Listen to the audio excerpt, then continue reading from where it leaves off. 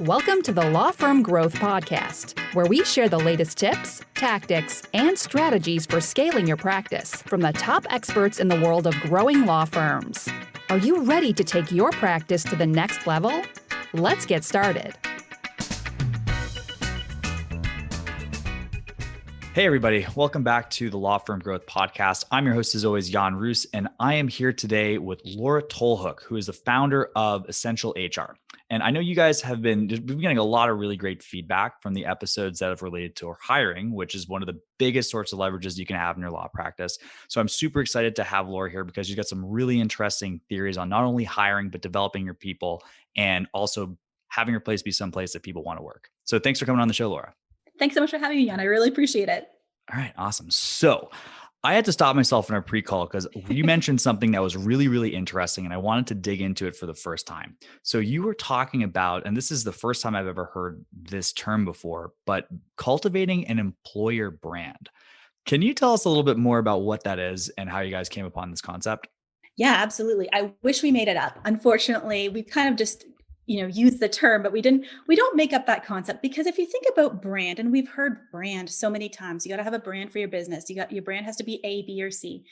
And we think about the large companies like Starbucks or Target or Southwest Airlines. And immediately we have these characteristics of who they are as a company and their brand. But I want you to think, instead of thinking their customer brand, I want you to think of their employer brand. So when you think about Starbucks or Target or Southwest Airlines, what do you think about as them as an employer? What do you know about them as an employer? And what have you heard about them as an employer? That is what cultivates their employer brand. So now we're going to scale that down to our small business environment. Because you might be thinking, well, I only have 7 people or I only have 10 people. Why do I need to have an employer brand? Well, at the end of the day, we as small business owners are competing for the same top talent as these larger organizations. And we need to know who we are as a small business and who we are as an employer in order to really be able to sell ourselves to these top talent individuals that we may be recruiting and in competition with from large organizations or competitors down the street. Yeah. And it's really interesting too, because I think like one of these situations, and this is actually going to set the stage for a lot of what I had planned to talk about, but like some of these things that people kind of consider later things to establish, things like corporate culture. You might think, hey, look, this isn't something I have to really look into until I have 50 or 100 employees. But the reality is a lot of small law firms out there, a lot of them listen to this podcast. And well, I'd probably say the other way around. A lot of people listen to this podcast are small law firms. I wish I could say we had every single small law firm listen to this podcast, but I digress. But anyway, a lot of these people are going to be familiar with the concept, especially if somebody ever worked with big law. If I say the words Kirkland and Ellis, you know what that brand represents. You know what it's like. If I say Paul Weiss, you know what, you have an idea of what it's like to work there, and we know what a career there will look like. And again, to your point, if you're attracting the top talent, then that's who you're up against, whether you realize it or not. So let's kind of like, zoom in a little bit to somebody who's potentially encountering, either a hiring challenge for the first time. Like, how do you really start building the blocks to get that brand together? So I think the first thing you have to come to terms with is, what is your employer brand? And you talk about how, a lot of companies when they're 50 people plus start building an employee culture. Well, you don't need to build an employee culture. You already have one. So whether you know it or not, whether it was intentional or not, your organization already has a business culture. So part of understanding your employee brand, identifying it and amplifying it, is first understanding who you already are and where you want to go with your organization. And that could be your physical workspace, your team environment, your mentorship, the type of culture you have, the type of perks you offer. There's all types of things that work into that employer brand. So identifying those things is really important in order to almost have your elevator pitch of who you are as an employer. Yeah. And, if it's not too much to ask, is there any sort of like an exercise or like, a concrete step that somebody could take to get an idea of what things that might already be there are for their firm? Oh, well, you're taking the surprise away. I actually have So a good. great download that we've created to help small businesses identify and amplify their employer brand, which we can certainly make available to your listeners. Okay, well, we'll get no, this is where the jazz approach to interviewing ends up biting you in the butt sometimes, but that's fantastic. But I guess, yeah, like a little preview. Okay, so there are steps that you can take to maybe find out what these things are. And Yeah. it's kind of interesting too, though, because this kind of reminds me of I was talking with another friend of mine, and this is a person who was in, they ran a marketing agency, and to your point, also, it's like, a lot of people think about this stuff maybe a little bit too late. So they found themselves in a position where they had a couple of toxic members of the team that were bringing not only the performance and where they were working down, but the people adjacent to them. And they almost had to cut these guys out, like, Mhm. whatever, like a like a infection or something like that. And it ended up being super costly because, it's tough to replace these people. So I guess, like, what are sort of the times when you see people coming to you for help with this, or like what's the right time to start having this conversation with yourself? Well, when we first started Essential HR, the idea behind it was I was working for some pretty large organizations and doing HR from from the corporate side. But I had a lot of friends and family who well, I grew up in a family of small business, and they were calling about, how do I deal with this? Or, Laura, what do I do about this employee? What are my options? And so what I realized is that you don't have to be 500 people on your team in order to have problems that you need the help of an HR expert for. Right. And so when we go about talking about this, I would say you could have 3 people on your team and still have issues that are difficult to navigate. And you can have 13 people on your team and never have a problem. It really isn't there's really no cut and dry saying if we have 5, we're good. If we have 15, it's going to be too much. There's always going to be issues that come up that are new to us for the first time. So having somebody to go to, whether it's a business coach, whether it's, an HR expert, whether it's an employment lawyer, is really somebody who's going to be on your side to help you deal with these types of situations. And yeah, to give a little bit more color to like the specific kinds of situations, I guess, like, what are the common things that will come up when somebody's reaching out to you guys for the first time? Oh, it could be everything from, employment related situations to, let's be honest, as small businesses, we are already so busy that all of a sudden we need to hire somebody, and, we have zero time to do that whole recruitment search. So people reach out to us to help them with the recruitment search. Onboarding programs, for example. So what happens when you bring on a new team member? You've put all your time and effort into the recruitment and finding this person. Does your onboarding program solidify that new team member's belief that they made the right choice to join your team? As well as the whole idea of performance management. What do we do when person A has, posted on social media in a way that affects another team member's, characteristics, or even the company's reputation? To things like, person B had a second accident in a company vehicle. What are my options? Oh man. There's a lot of things that come up that we kind of help managers and business owners navigate through. Okay, gotcha. Yeah. So okay, so it could kind of be all over the board, but yeah, you're also bringing up another thing that's kind of top of mind right now, which is kind of these challenges related to hiring, specifically for the small business owner. Mhm. And to kind of give like a little bit of context, so if you don't mind, I'll kind of run through a situation that we've been seeing pretty Yeah, frequently, and I'd love to have some I mean, maybe absolutely. for advice on the show, but super common situation that we've seen a couple different times. So in the course of working with some of our clients, they've had the situation where they're a little bit overwhelmed, specifically around hiring people for intake, for example. So they either have a office manager, paralegal, front desk person, whatever you want to call it, that might have either not been great for the role, or they have moved into more of a fulfillment perspective. So, I mean, especially with the stuff that we're doing, a lot of is estate planning stuff. So it's like a lot of this document preparation, that kind of stuff. So a lot of times we've seen some clients of ours have some false starts, and basically, I don't think it's through any fault of their own, but it's obviously tremendous variability in the amount of people that you're getting onto your team, and especially as you talk, I'm realizing this a little bit more, what ends up happening after they get on the team. And I Yeah. think, like, we've spoken with a couple people on the show about kind of the importance of really filtering well in the interview process, but not as much as I would have liked on, what to have happen after people end up getting on the team. So I know, kind of a broad question, but What kind of stuff are you recommending people have? I know you mentioned kind of the, reaffirming that they're in the right place, but can we kind of riff on that for a little bit? And, how do you really get somebody to have the right start after you've made that hire? Yeah. So as you mentioned, it takes a lot of time to get somebody on the team. It's a lot of emotion from the hiring manager. It's a lot of emotion from the new hire. And so we've, made that great offer. We've put our best foot forward in the interview. We've done our due diligence in that hiring decision. And now, what often happens, because again, we're busy. I'm not saying that all these things magically happen with all the extra time we have, because not many of us actually have a lot of extra time. But we bring the person on board and we give them a great first hour orientation. Here's so and so, they're your teammate. Here's your desk. Thanks so much. We're excited to have you. These are all the great plans we have for you. And then, maybe we take them out for lunch to get to know them a little bit better. But by the afternoon of the first day, they're sitting at a fairly empty desk with, two pens and a stack of maybe policies, operating procedures, an employee handbook, who knows, wondering what they're going to do with the next 3 hours of their life, because they were just told, here, read these documents. And the day just drags on because they're now thinking, what am I going to do from 2 o'clock to 4 o'clock? Because I'm done reading the documents. And we have this disconnect where we're so excited to have them on board, and the individual wants to start contributing.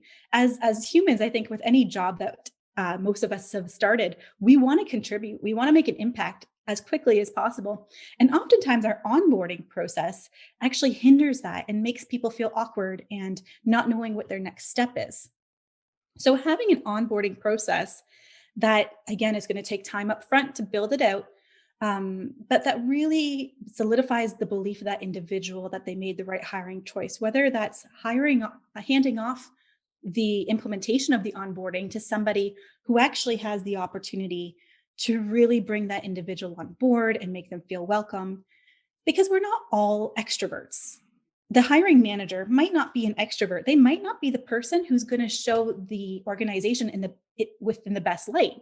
There might be another person on your team who is that person who loves meeting new people, who really integrates people into the community. That might be a person you want to lead your onboarding, because they might be the better choice for really showing people what the culture and the team is like. You face some pretty interesting situations because a lot of the times you're talking about that crazy huge Fortune 500 company, you got a, director of new impressions or some crazy stuff. But like, when you're talking about these 5, 10 person companies, Mhm. sometimes it's, you might not have that be a full-time role for someone. So I think that's a really great idea, is to kind of have somebody who might not have this be their full-time role, but it's something that they kind of work into their job description. Or like, how do you usually see that play out? I don't even think it's a job description thing. I think it's just, is it the right person to be the person who onboards individuals? So maybe it's not from a technical standpoint, but maybe your administrative assistant is just a welcoming, warm individual who goes out of her way to make other people feel included and special.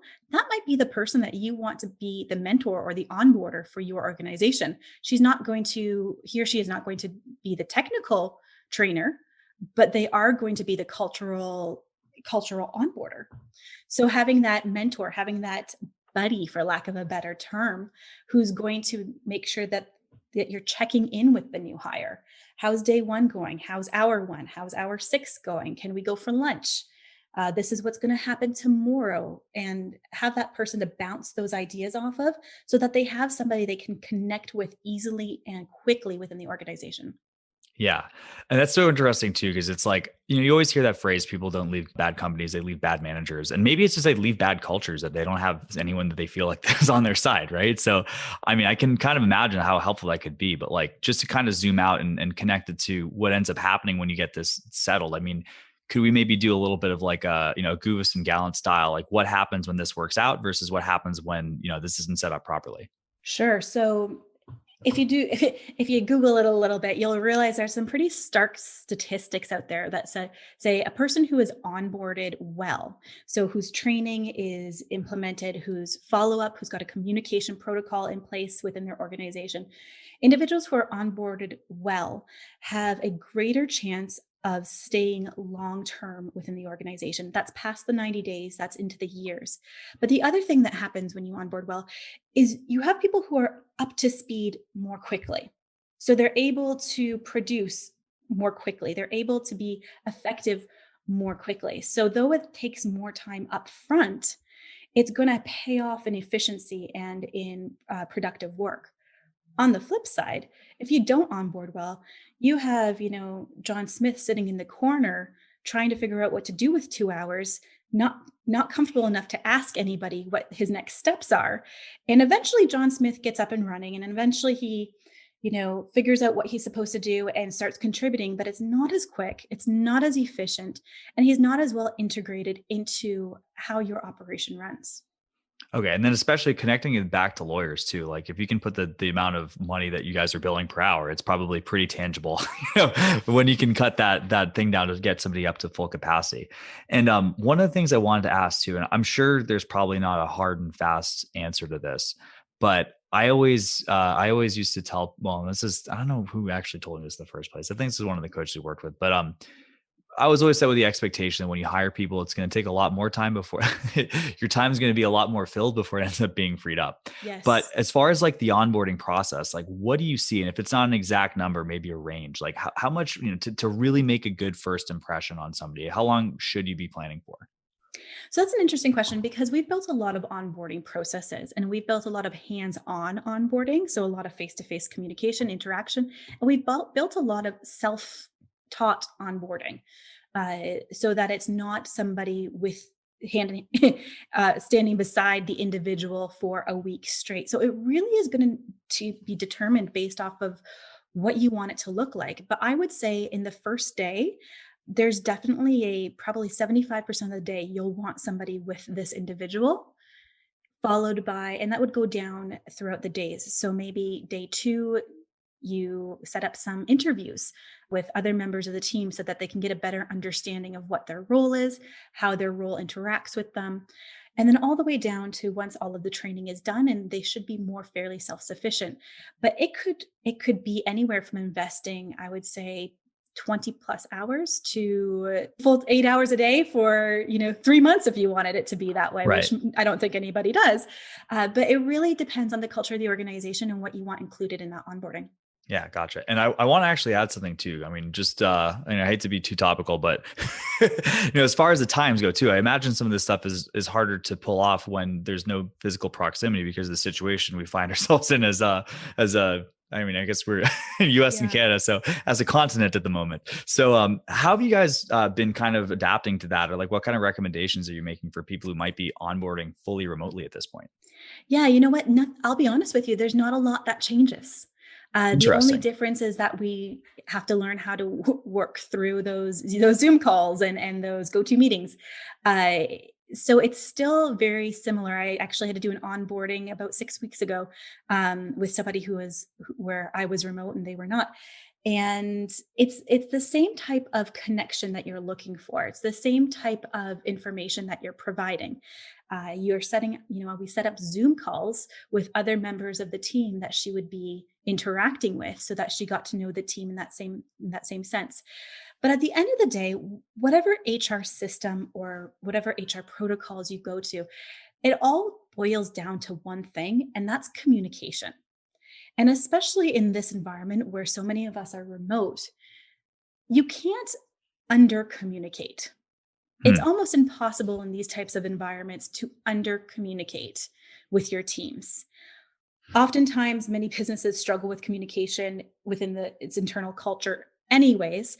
Not many organizations will really stand on their platform and say, we've nailed this communication thing down. We've got it 100%. We're all striving to be better at communication. And especially when we start turning to remote teams, to remote onboarding, we have to double down on that communication. Right. And I can kind of see that too. It's like when that old Warren Buffett quote, it's like, it's not until the tide goes out that you can see who wasn't wearing swim trunks. It's like maybe some of these bad communication habits were just kind of shored up by people who had, I wouldn't call it a crutch, but the convenience of being able to be physically with someone. So it kind of just forces you to take a better look on it. And I also want to add this too. Like, I think so much of this has parallels with the marketing process and the client intake process for law firms, just because, if you have, everyone is concerned about that first impression as far as somebody walking in the door to retain you for your services, right? So, but if you have an SOP for, when they get their cup of mineral water, but you're throwing people into the desk in the corner and saying, go get them, champ.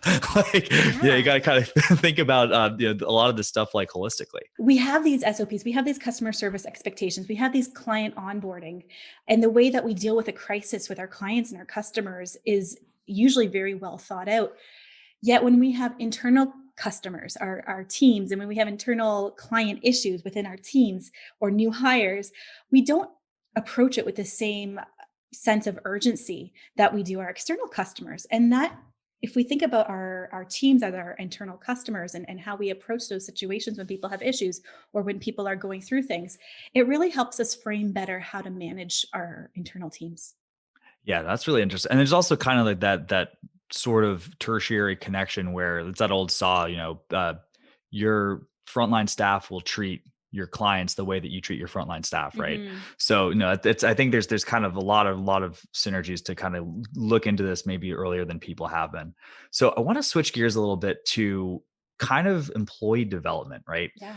So, and that's the thing too. Like, it's obviously a big step for a lot of law firm owners, especially with that first hire, to get people who might be 80% as good as them in a given domain, getting through that delegation, but eventually getting them to the point where they're not only as good as you were when you made that hire, but ultimately better than you were because they have the time and the focus. So let's kind of talk about employee development, past that onboarding process. How often, how quickly do you want to get sort of metrics in place, and how do you kind of advise people get started on that? Oh, that's one of my favorite questions.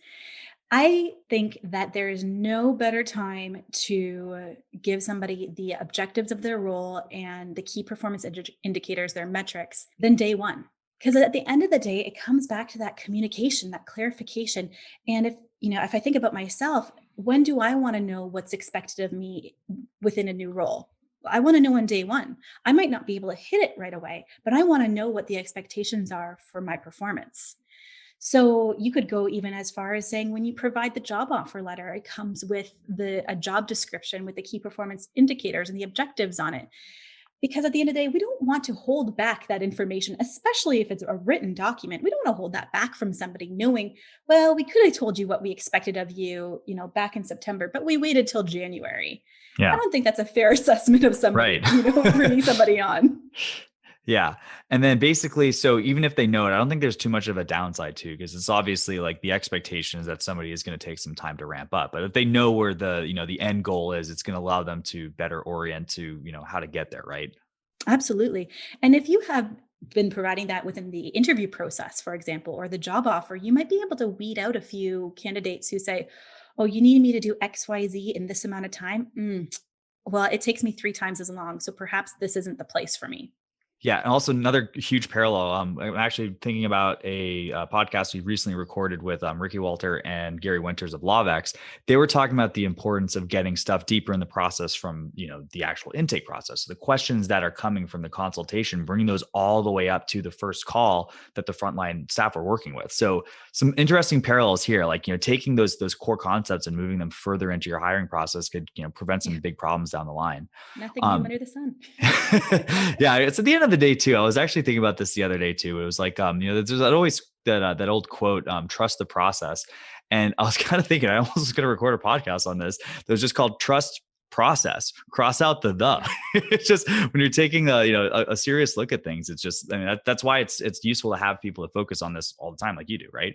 Yeah, so we have a client in exactly that in the PR space, and she was really competing for a talent right out of university, and she said, I really need this girl. She's amazing. I want her on my team. But I offered her the job, and she said she wanted to wait till Monday because she had another job offer, or another job interview that she wanted to attend to, just to make sure that she was leaving no stone unturned in her career search right out of university. And so she emailed us. She's like, I really, really want her. We said, you know what? You have everything in place. You are a fantastic organization. You've showed her all of your cards and what you can present. You have a great structure and recruitment flow, a great candidate experience. So just wait. And literally this young lady emailed her half an hour after her other interview and just said, you know, taking this other interview only solidified my belief that going with you was the right choice. And that all comes back again to that employer brand. What are you putting out into the world as who you are as an employer? Yeah. And there's like the win-wins keep stacking up here too, because it's like, getting the clarity for yourself on the KPIs also shows what kind of company you are, what kind of transparency you have. Cause it's like, Yeah. a lot of the negative things we've spoken about potentially happening. It's like, it doesn't matter if you like the name on the door. If you're, if you're Johnny in the corner on the first week, it's not going to be a great of a situation.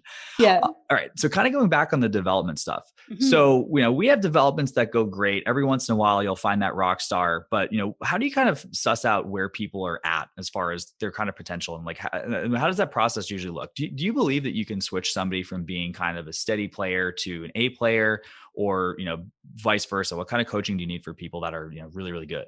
Okay. So That was a lot of questions. I'm sorry. which one do I want to choose? Let's talk about our superstars, because I think sometimes we forget about our superstars. We forget about those people who are doing well, and we kind of put them off to the side in the whole performance management process. We just keep doing what you're doing. We really need to figure out what makes people tick. So why is our superstar a superstar? What are they doing? What are we doing that is helping them be successful in their role? So maybe that high competence and high commitment that they have to the organization requires us to have, very little support and little direction. But what if all of a sudden we changed somehow and we became micromanaging with them? What would happen to that engagement and that performance? It would probably, fall pretty quickly. But what is it that makes them tick? What is it that really keeps them motivated?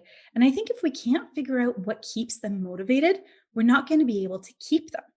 Mhm. So there's a book, I'm sure you've heard of it, 5 Love Languages. They actually have the 5 levels of appreciation within a workplace. And it's a Interesting. great read because it takes it down really to the basics of why are people motivated, and what motivates people, and how do people feel appreciated? Because, maybe all you need is someone to say, "Hey, great job. Really appreciate that." And you're like, "Yes, that filled my cup." But maybe you go to the next person and you say that, and they're like, "Okay, cool, whatever."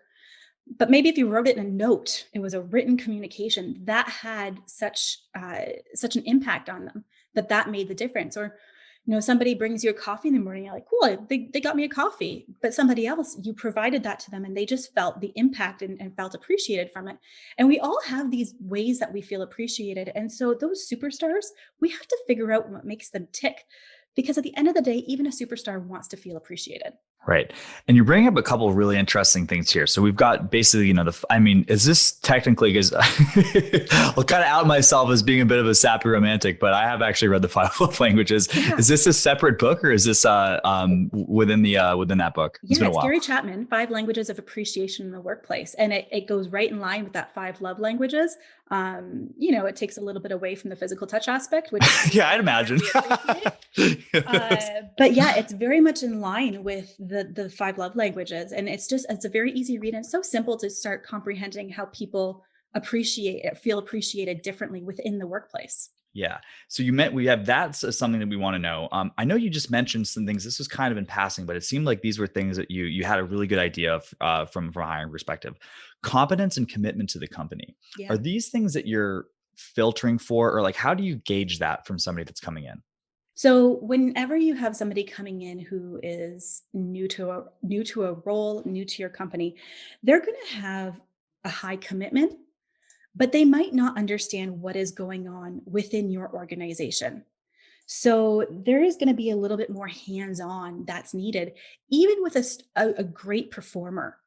They're still going to want to know the basics of what your organization is like. So leaving them in a corner is not going to motivate them. Giving them a little bit of work to do to get them feeling a part and being able to help them, ask the questions that they don't know the answers to within your organization is really going to get them ramping up quickly.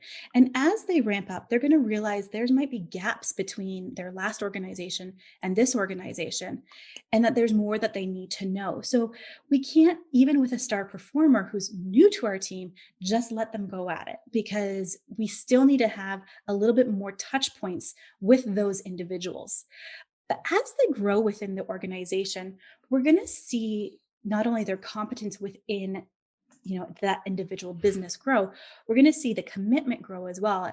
And those star performers, again, they have that high commitment and high competence, and that's why they do so well. But if you micromanage a high commitment and high competent person, you're going to, like I said, you're going to plummet that engagement that they have, in the same sense that if you don't give high touch communication and high touch motivation to somebody who's new, they're also going to think, what is going on in this company? Like, nobody talks to me. Nobody cares what I'm doing. Nobody's even checking in on me to see if I'm doing anything, for that matter. Right. And would it be fair to say, are these like fixed traits, or will these move fluidly as somebody, ends up growing into a role? Yeah, this is kind of taken from situational leadership, which is a great course. But it's not a fixed trait. It's going to move as an individual's skills in a certain area are challenged and improved. So you might have somebody who's a star performer, and you give them a really new task, something that's new to them and a challenge for them, and they might be able to take some of what they did in their star performer role, but this new task they're going to need a whole new set of touch points for. Hmm. So if you give them a completely new task, and you give your star performer, hey, I need you to build this computer, they're going to attempt it, but it's going to be very demotivating because they don't have the touch points. If you say, hey, I need you to build this computer, and here's the steps that I need you to take in order to do so because you've never done so before, it's a lot more motivating for that individual. Now, if you give your IT guy, hey, I need you to build this computer, and here's the steps I need you to take, they're going to look at you and think you're crazy. Of course I know how to do this. I'm your IT guy. But it really depends on what task that they're doing at that time. Depends on the touch points you want to give them for the motivation, for the encouragement, for the managing aspect of it.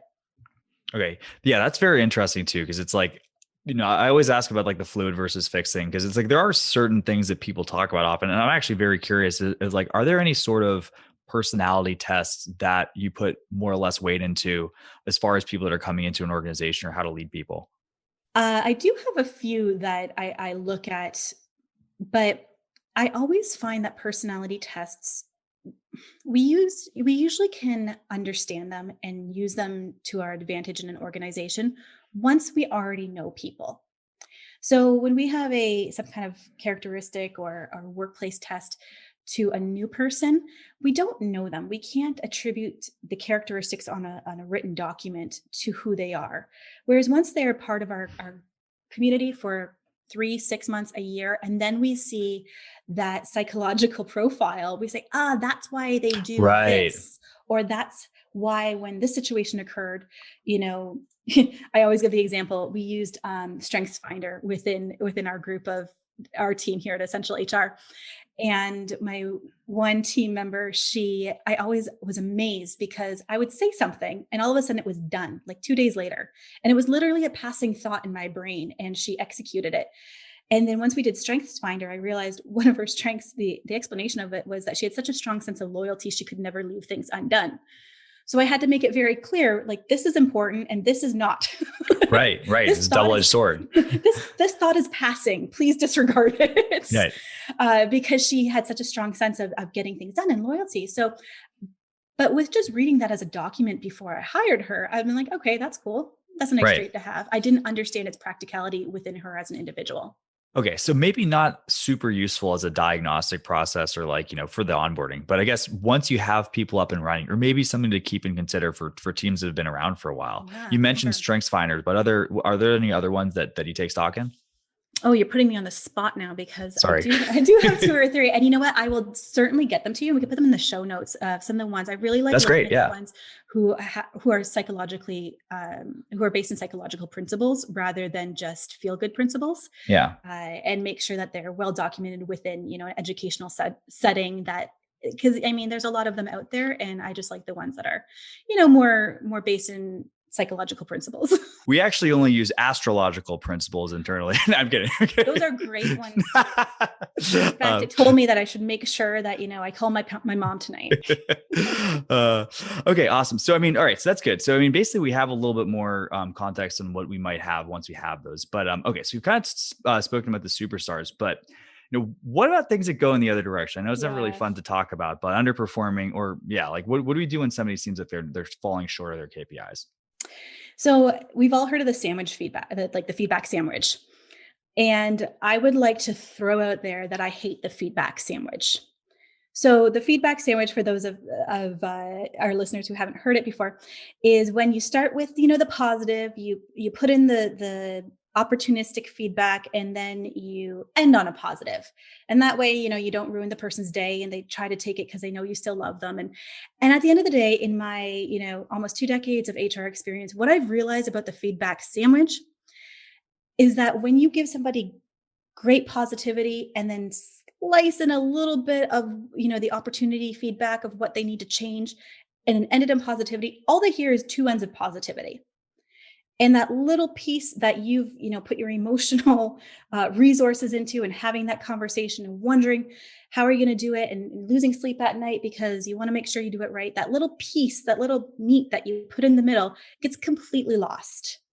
And so we go on 2 weeks later and the same issues are happening and there's no change. And we're like, but we had the conversation. Why did nothing change? Nothing changed because we had the conversation and we let 10% of the conversation be about the actual problem and sandwiched it between like two pieces of great feedback. So my my personal belief is, at the end of the day, treat other people, treat these conversations the same way you would want to be treated. If you had an area of opportunity within your own performance that needed to be addressed, how would you want it addressed? And I know for me and for a lot of people that I speak to, they just want people to be straight with them, be fair, be straight, and just give them the information.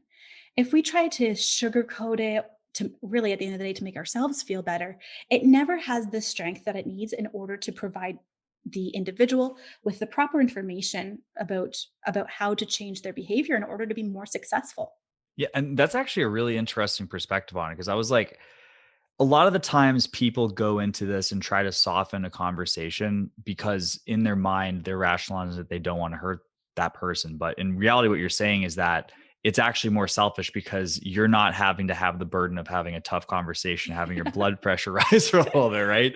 But that's also interesting too, because it's like, if you had somebody, if I think a lot of the times too, and just like from experience on our own team too, it's like whenever things get pointed out, or like I've, we had a situation with one of our employees a long time ago, and basically it was a little bit of an asynchronous situation, and we weren't really sure that the hours are being filled up, and basically I was like, hey, I'm not really seeing 8 hours a day on this. I don't know what you're saying. And they're like, oh my god, I'm so glad that you asked me because I felt like I've been stealing time for the past week, and it was like, okay, I was really surprised to hear that. But, I think a lot of these things too, I try to think about this like, if you're walking around with spinach in your teeth, like you want somebody to tell you, they wouldn't have to like, like dance around the topic. You Yeah. just want to get the spinach out of your teeth, right? Yeah. Hey, what did you have for lunch? Was it a good lunch? Just tell me I have the spinach in my teeth. Exactly, right?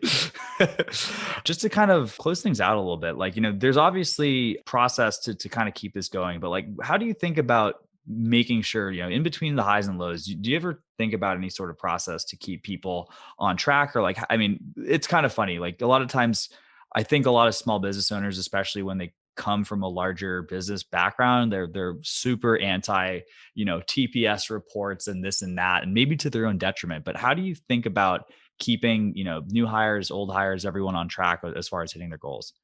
So I mean, there's a couple different schools of thought, and the number one advice I can give is, what is your communication culture already? Let's build the whole idea of development and performance into what your communication culture is already. Is everybody really independent and kind of does their own thing and then comes together when need be, maybe monthly, maybe weekly, maybe quarterly, who knows? Let's build our system of development and goal setting into that. Are you already talking with most of your team members, or your supervisors and managers talking to most of your team members on a weekly, daily, hourly basis? Let's use that as our jumping off point for our succession and our development plans. Because at the end of the day, if we start building a system for performance and development that goes against what the communication culture already is, it's going to be a fight. But if you're already talking to your people on a regular basis about what their goals are, what their projects are, what are they working on, reflecting back on what we could do differently next time, why would we do that again in 3 months or 6 months? So if we can build a culture where, our communication with our supervisors and our teams is on a regular basis, I would even throw it out there. Do we really need an annual performance? Yeah, that's really interesting too. I think it's very hot take, as they say, but no, that makes a lot of sense too. And there's also kind of no one size fits all plan at the end of the day, right? Like, it kind of if you're brushing your teeth every day, you might not have to get a root canal every 5 years, right? Well, and it Um, brings it back to that idea that HR is really about communication. And so right. the annual performance review is really about communication. But if you already have a culture of communication, like those annual performance reviews, they can be redundant, they can feel scary, they can be cringeworthy. If you've built communication into your everyday weekly activities with your team, if they already know what's going on and you're working towards goals and plans, let's stop looking in reverse and let's start looking at development. Because if there's a problem, we're not going to talk about it with them in 6 months. Let's talk about them today.